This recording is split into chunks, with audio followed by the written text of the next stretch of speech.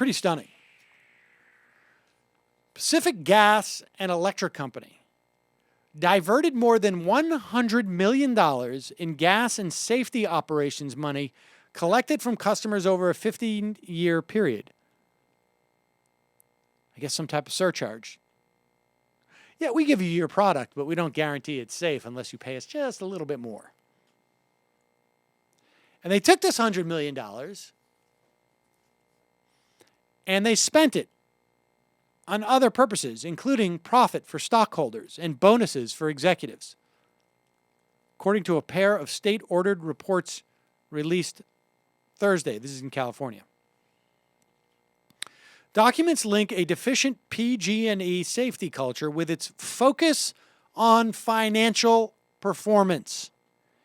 If you ever wanted a better example of what we've been talking about on this program, whether it is the cottage industry run by CEOs and board of directors, whether it is the workings of leveraged buyout companies like Bain Capital, turning companies into financial instruments, this is it.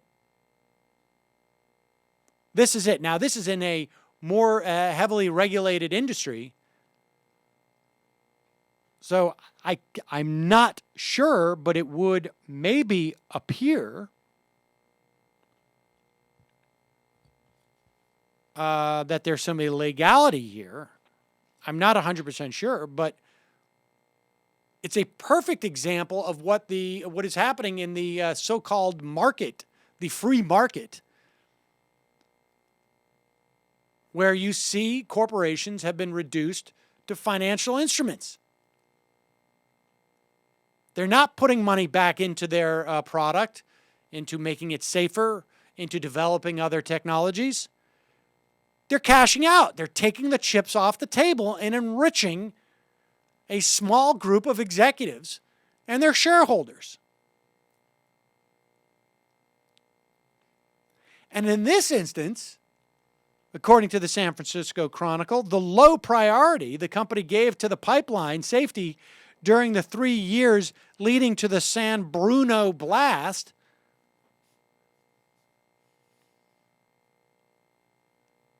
ending up killing 8 people and destroying 38 homes. And you see this all the time. I mean, I witnessed it just with the electric company National Grid. Provides electricity up in the Hudson Valley and through Massachusetts. My father and I have commented on this many times. You know, you don't see electric grid. I think they bought, National Grid bought Niagara Mohawk in my area, and I'm not sure what it was in Worcester at the time. I can't remember. Con Ed? I don't remember. And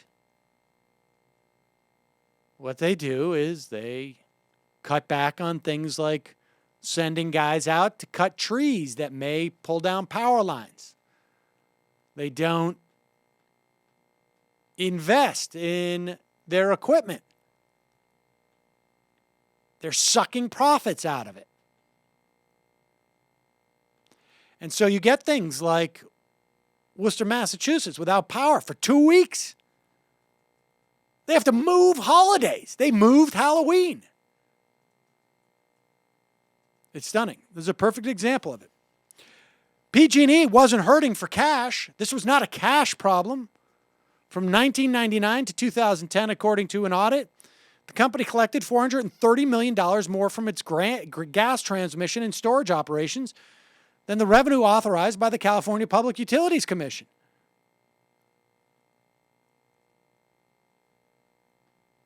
The company spent $56 million annually on an incentive plan for executives and non-employee directors, including stock awards, performance shares, and deferred. The incentive plan to do what? To how can you figure out to take more money out of the company, period.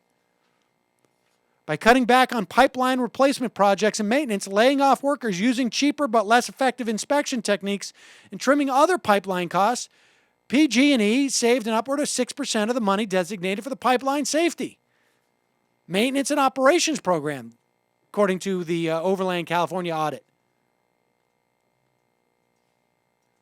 They're putting this money into their pockets. This is profiteerism.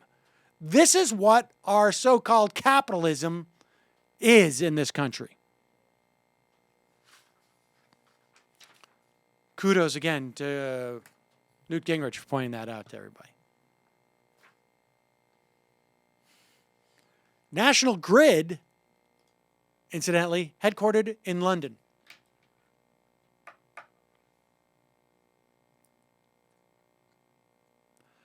We like to have a real good sense of who our customers are. Now, I don't know why there's a chimney sweep in charge of National Grid. That's just who they happen to put in charge of it. I don't know why the guy is, it sounds like a chimney sweep.